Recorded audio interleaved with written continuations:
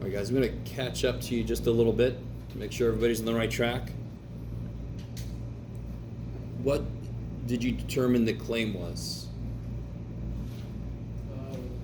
Mu less than or equal to 23? No. Mu is not equal to 23. Yeah, there's a claim that's made before they know what the sample is. Their claim is it's changed, right? Changed means not the same. Okay, so two-tail tests very often will have kind of like hidden language. It's not as easy. One-tail test, they got to say increase, decrease, more or less. They got to actually say one of those. Two-tail tests can be very kind of hidden. We think it's changed. Okay, not equal to. That's what that means, not equal to. Where does that go? Does it have an equal sign? No, it has the exact opposite, right? So that's got to go here. So what goes next to the null? The opposite, 11, equal to. So is this a one or a two-tail test? Two-tail. Not equal to means more or less, 11. So how are we doing so far? Is that agree with everybody? Okay. If I would have said a modification is made and Ford believes it did not affect the assembly time, then the claim would have been mu equal to 23, because the claim would have been they think it's the same as it was. But here they think it's different. Bam, not equal to. What do you guys think? Can we do something first off? N is equal to 101, greater than 30. So we can do something. Will somebody else tell me? Sigma is unknown, so we're using t-squared. Yeah, be careful. I always get somebody say, we know the standard deviation. That does not make sense. What type of standard deviation? It came from a sample, so we don't know sigma. Unknown, Jeff. So we have to use t-scores. All right, keep going.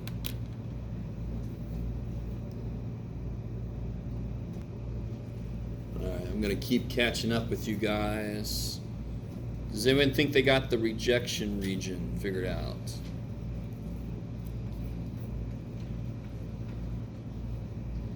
More than or less than 1.660. Ah, 1.660. Okay. Did anybody get a different t-score? Did we all get the same one? So real quick, what's the degrees of freedom? 100. I love it. And alpha is 0.05. And it's a two-tail. So if you look at 0.05, two tails, stop at 100. Yeah. I get that, yeah. So it looks like, yeah, I see what happened. Yeah. Okay, gotcha. So that's the beauty of this. You know it's a two-tail test, so I know I'm going to look at these. Alpha was 0.05. Stop at 100. I get 1.984, which is, I think, what I saw in a few people's papers, so that looks good. But yeah, it's really easy to make that kind of mistake right there. So here's where we're, all right, I was going to say, here's where we're humans. I'm like, I think we're humans most. We're the humans in this situation. There it is, Jeff. What's down here? What's this? Negative 1.984. So do you see how the rejection region is actually split up?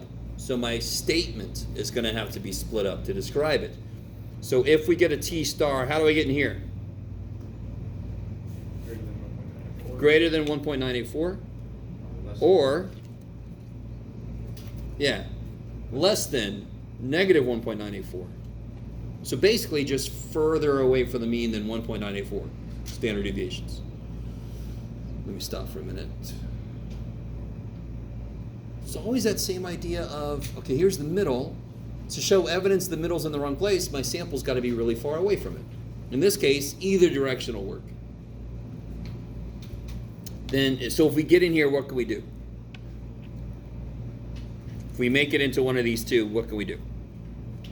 You can reject the null hypothesis and support. Reject the ho, support the ha. I like it. All right. what I used to say to people, I don't know how all of you guys are reacting to the way I'm referring to these things, but I used to say, if I offend you, just wait a minute, I'll probably do it again. But I just have a little fun with this. But if we get into one of these two, we are so far away from where the null thinks things are, that's evidence the null is wrong.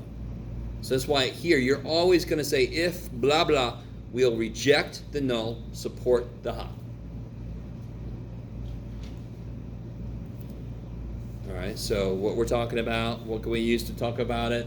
Where does evidence start? What's far enough away? And then how far did we make it? So what do we have from the sample here? We know that X bar is, 4.45. huh? Well, 22.1. What's S? 4.25. What's N? 101. So what's S sub X bar? Bless you.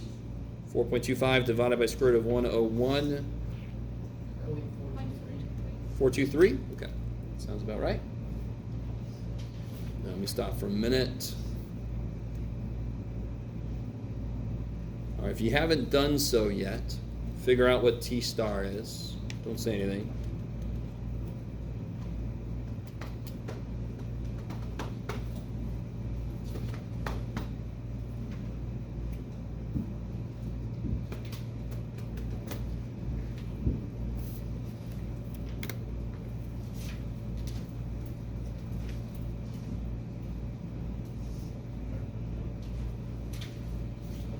Where are you playing?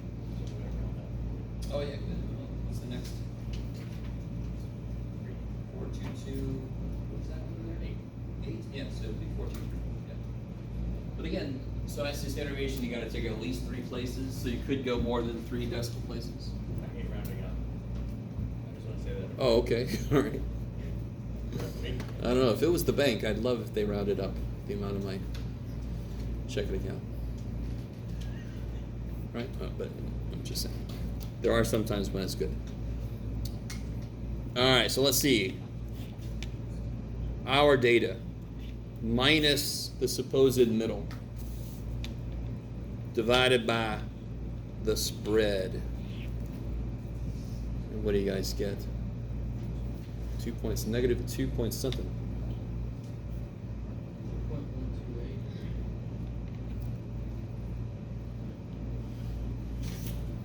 So you guys got Positive, put it in 23. rut-row. So it's always got to be our data minus the supposed middle. So we're assuming that that's the middle, and we're actually trying to show a contradiction. Okay, assuming that is the middle, look what we just did. So that's why it kind of leads to, well, then that must not be the middle. We just did something really unlikely if that's the middle. So it's always our sample data minus the number from the claim, minus the supposed middle. Okay. In this case, it almost doesn't matter, because even if you got positive, you would still get the same result. But if it was a one-tailed test, it would matter worth a lot. Now, somebody said something to me, I can't remember if it was generally or just to me. Once they take the sample, isn't that less than this? Right? So what if they would have done, let's see if I can do this real quick. Wouldn't they want to then be able to say, actually, it improved the assembly time? Okay, let's go down that train of thought. I don't even know what this is going to lead. If this would have been a one-tail test, right? You're talking about changing this into a one-tail test, less than? Are you with me? If this had been a one-tail test, what would the t-score requirement have been? Well, let's see. If I had a one-tail, what was it, 0.05. One-tail 0.05. Then it would have been, what was it, 100? 1.66. Yeah, then it would have been 1.6. So we would have definitely beat the crap out of that, right? Okay. So yeah. So that's a possibility. But this by itself says it is different. I, as a human, can go, well, actually, it looks like it's saying it's less. Okay. But it just shows that it's different. So what can I do then? Did we make it far enough away? Yes. Okay. We definitely made it far enough away so we can reject the null, support the ha.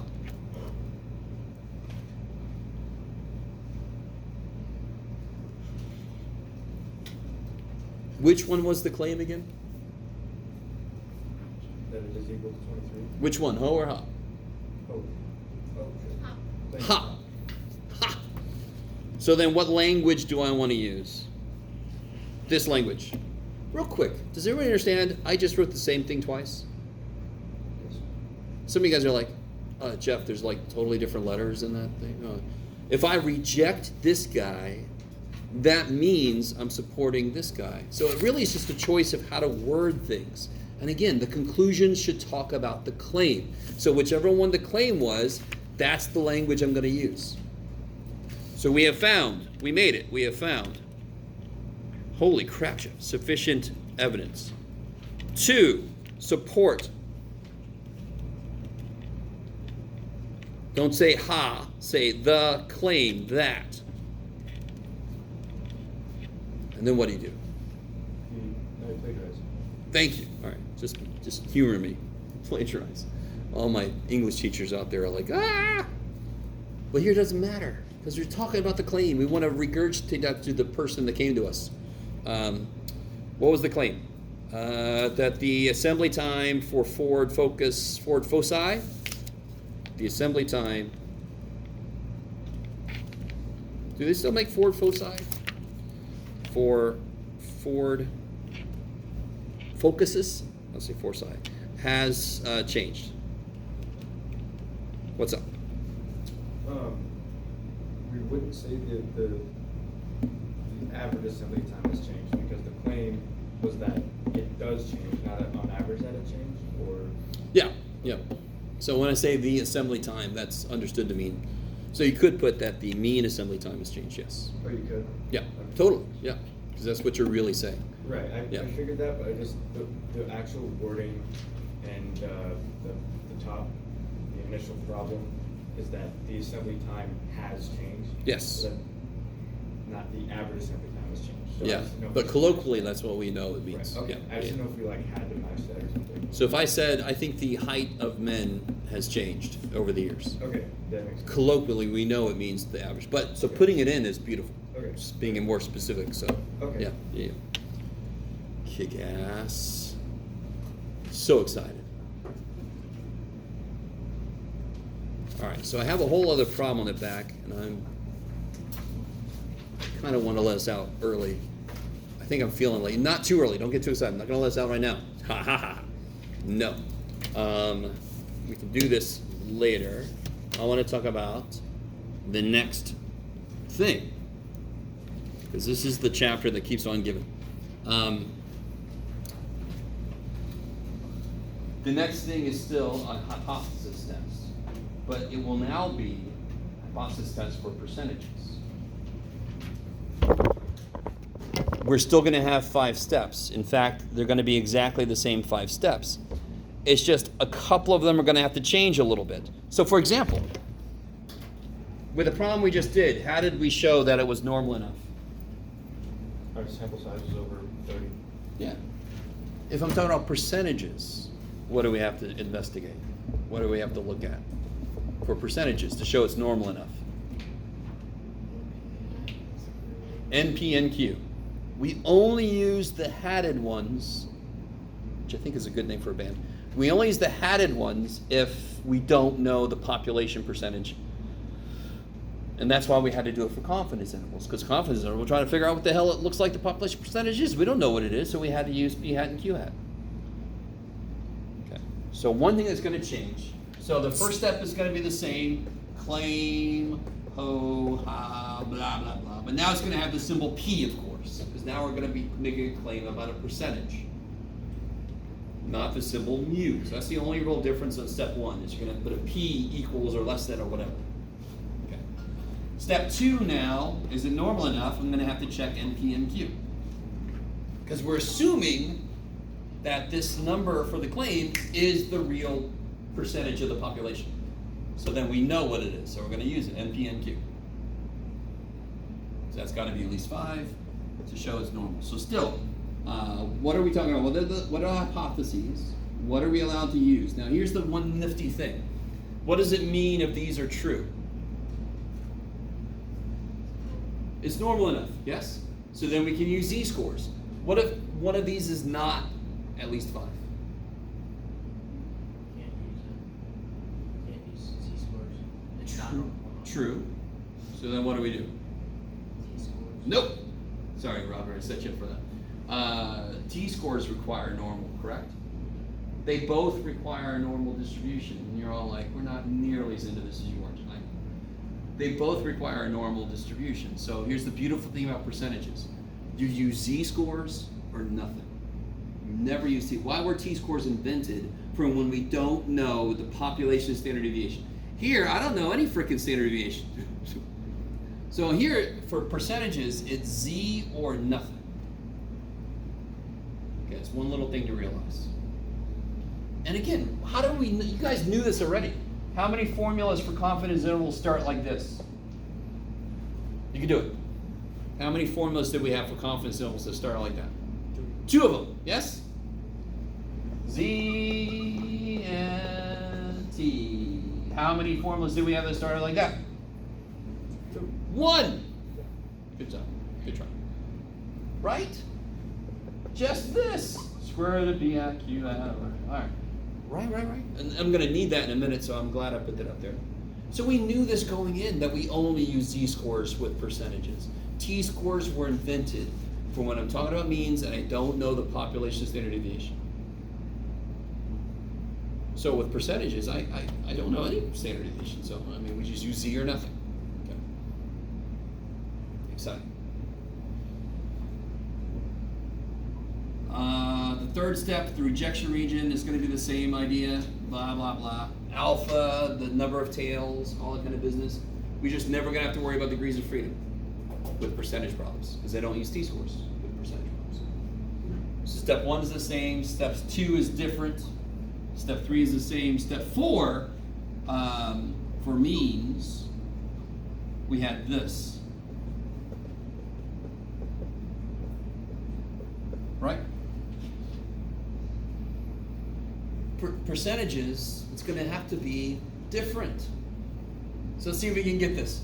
It's our data minus the supposed real mean divided by the spread, correct? Okay, and by the way, this is right here, yes? Isn't that this? All right, stop, Jeff. So watch this is cool. It's not cool, Jeff, too. For percentages, all right, you don't want to. The top is now going to be our data. Isn't p hat our data? P hat is from the sample, correct? Minus the supposed percentage from the claim. Now, it was divided by the spread. It still has to be divided by the spread because these scores are always the same. Our data minus the middle divided by the spread. The spread here was this. So what's the spread here? This. Except now, we don't use hats, because I don't need to. P hat is an estimate for P. P hat comes from a sample. P is the whole population. In a hypothesis test, I'm assuming that this P is true. And then we're trying to kind of show evidence against it. So, 1, 2, big changes. Right? The test for normal and the calculation for this. The other steps are basically the same. And you're all like, well, that's great, because I'm still not sure about the freaking steps in the first place. But so thankfully, it's not something brand new to learn. It's all the same 5 steps. So let me give you, oh yes.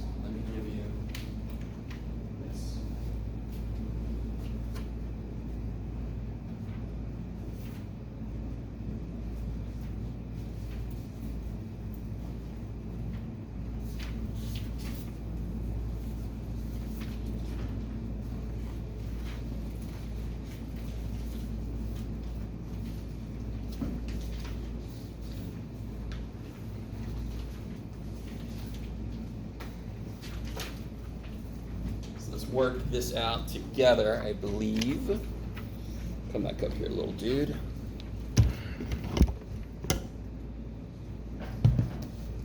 Is this working? I don't know.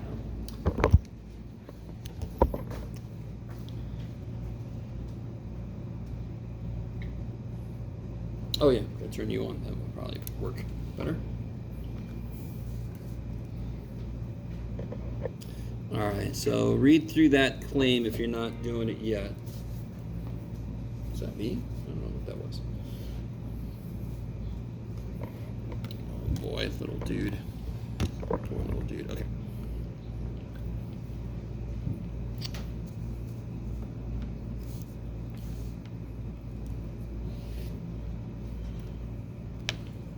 Chicago is my... Okay. Oh, look at that. I love it. Some of you guys are already working. That kicks ass. Okay. Sorry. So if you've read through this, what is the claim that's being made? It's a very straightforward claim. Mu is less than or equal to. Careful. Are we talking about means? What are we talking about? Means? Talking about percentage. Percentages. So P, good. At most, so it's less than or equal to 0.55, right? Let me stop for a minute. So like almost all of mathematics, a part of it is translating. It's a different language. So we're going to translate the English into Mathish. So which one does it go? And I'm sorry about that. A book I used to use had HI or H1, so I think this book is the Haas. I can't remember. Where does that go? That's gonna go on H alpha. The P is less than or equal to 0.55. Why HO? It has an equal sign. HO is the one that has the equal sign. Any kind of equal sign goes into the HO. Okay. So P less than or equal to 0.55. What's the opposite of less than or equal to? Greater than. So just step back. Whenever you're done writing the opposite, just go, okay, does my ha not have an equal sign? Yes. Does my ha have an equal sign? Yes, I'm golden. Right? How many tail tests will this be? One tail test. Which side? Right side, because it's greater than, right? The ha always sets up the rejection region, where it's going to be.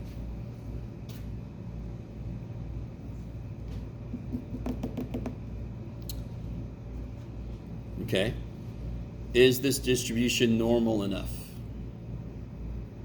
How do you check? Yeah, so NP. What's N? 996. 996. What are we assuming P is? 0.55. 0.55. Kick ass.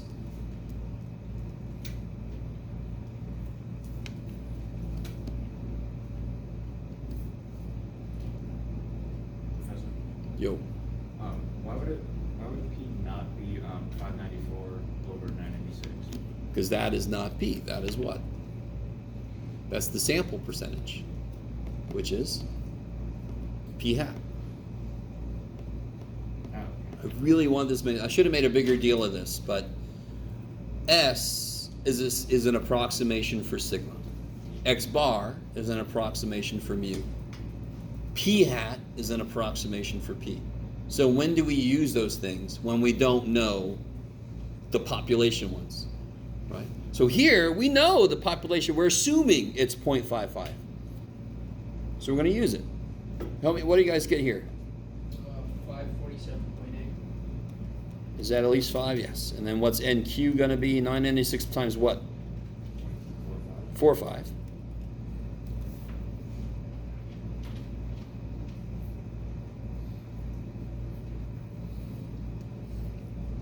$448.2.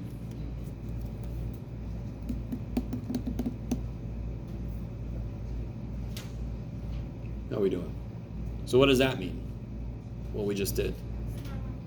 Normal enough, which means we can use z-scores.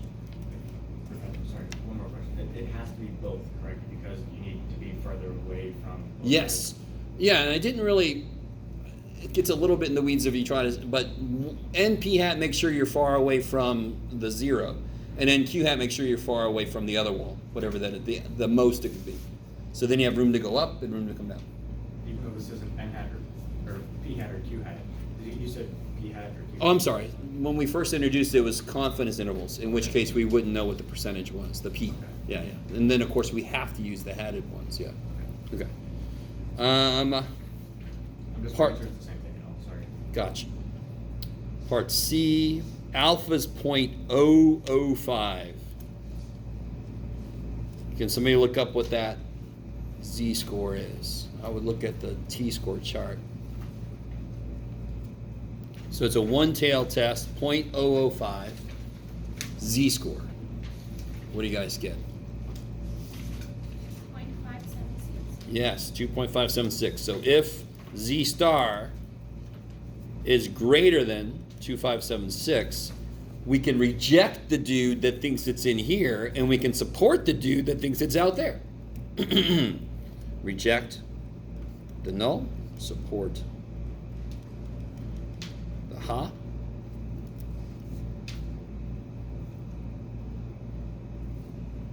So again, the null includes the chance that it's equal to. So the null thinks it's in here. If we find a sample there, that's evidence against the null. All right, now here I'm being really nice. Oops, sorry. Sorry, so we should always support our claim, right? Say again. So we should always support our claim. I don't like the way you said that. Okay. The claim doesn't matter. The claim gets things started, and then I don't give a shit about it until the end. We will always reject the null, support the ha, or fail to reject the null, fail to support the ha. Always. The claim could be either one of these things. Yeah. Does that make sense? The claim could be either one. But we always reject the null, support the ha, or fail to do those things. Yeah.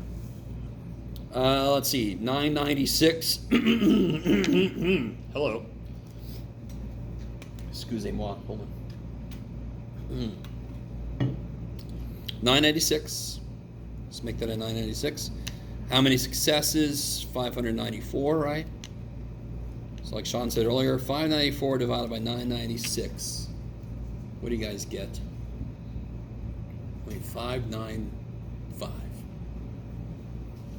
59638. That's close. So So 596. Yeah.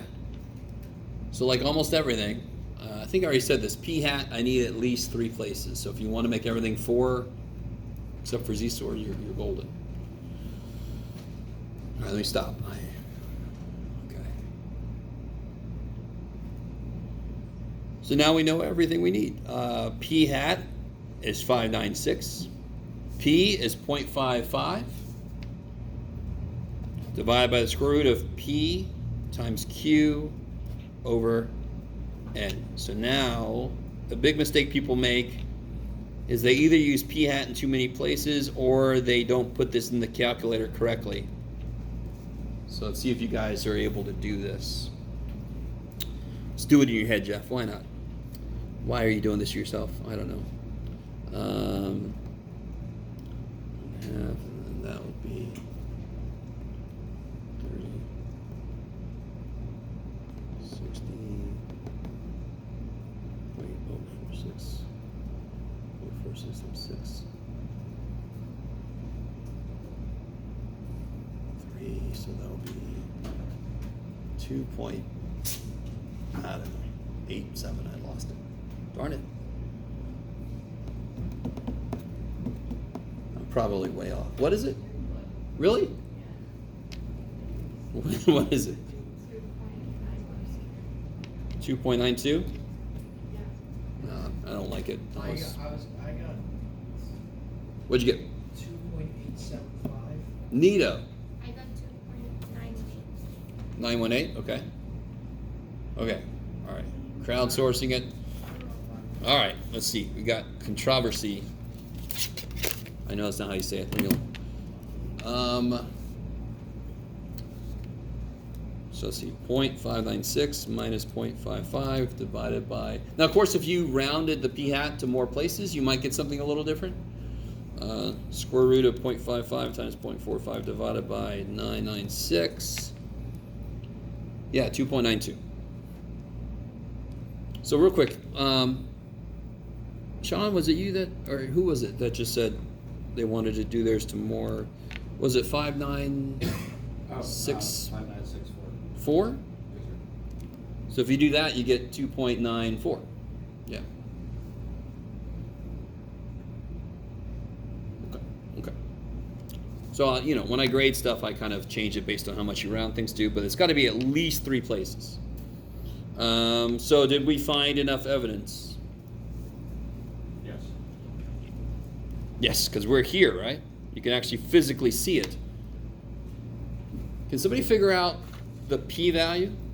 So right now, we already know the answer. We reject the null. We support the ha.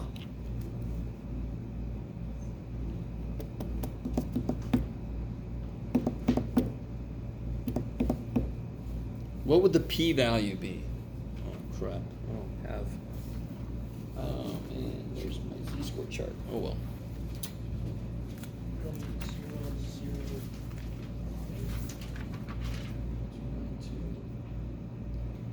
0018? Yeah.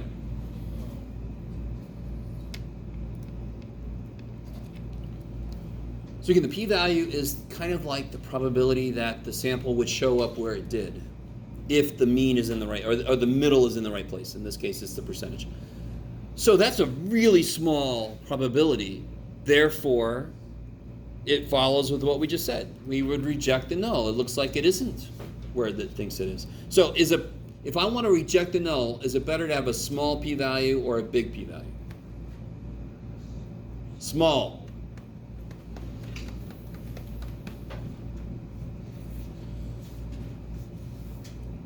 Okay, so, conclusion.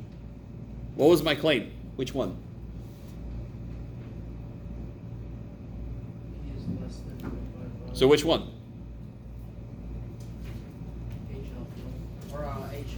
HO. So I don't want to use this language. I want to use this language. We have found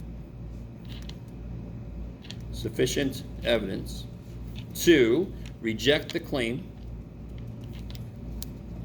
Jiminy Jeebus, get up here. To reject the claim that, oh my gosh, where am I at? At most, 55% of Chicagoans, is that how you say it? It doesn't matter. Have an unfavorable view. Blah, blah, blah, blah. Just copy it down. Yeah. Okay. If you do this on a test, it's not good enough, but I'm the teacher, I can do that shit. So have an unfavorable view, just copy it down. Okay. Is everybody with me? I could just actually do it. Have an unfavorable view of their local police. Okay. So tomorrow, we have the quiz, right? And then I'm going to show you several studies, and I'm going to show you where you can interpret what the hell they're talking about. Because you'll see some of the results we just got in there. Actual studies, articles that are studies, statistical studies of things. I'll show you that tomorrow. I think it's enough for today. Yeah, okay. I did manage to let us out a little bit early. Yes? Here's because I'm trying to word this in a way that's going to be, if I just divided 990 or 594 by 996, that comes up with 59% of the people have an unfavorable view. That's like right there, like is already more than 55. So again, a sample being different from some number isn't evidence of anything. It depends on how far away that is. And we have even less of a feel for what the spread is because it's a little more complicated of a thing, right? Yeah. So it totally depends on what my spread is. I mean, did we really kick this out of the park? I mean, not totally, right? No, we're within. So if I would have changed this just a little bit, it would have been maybe not even far enough. So you can't get a feel for it just from those two numbers because the spread has to come in. like I said earlier, if the standard deviation's 0.1, they could be miles apart, where if it was 10, they could be right next to each other, relatively. So it all depends on the spread. Yeah. Yes? Oh, CI, confidence intervals, just to let you know exactly what it's going to be. Yeah. And again, I'll have the formulas on the quiz itself, so you don't have to bring this with you. Okay. All right, guys. Let me know if you have any questions. Otherwise, I will see you tomorrow. Cool. Would you mind, so we can scoot over a little bit, I just want to see the board open. No. Yeah. Hold on. I'll turn this off.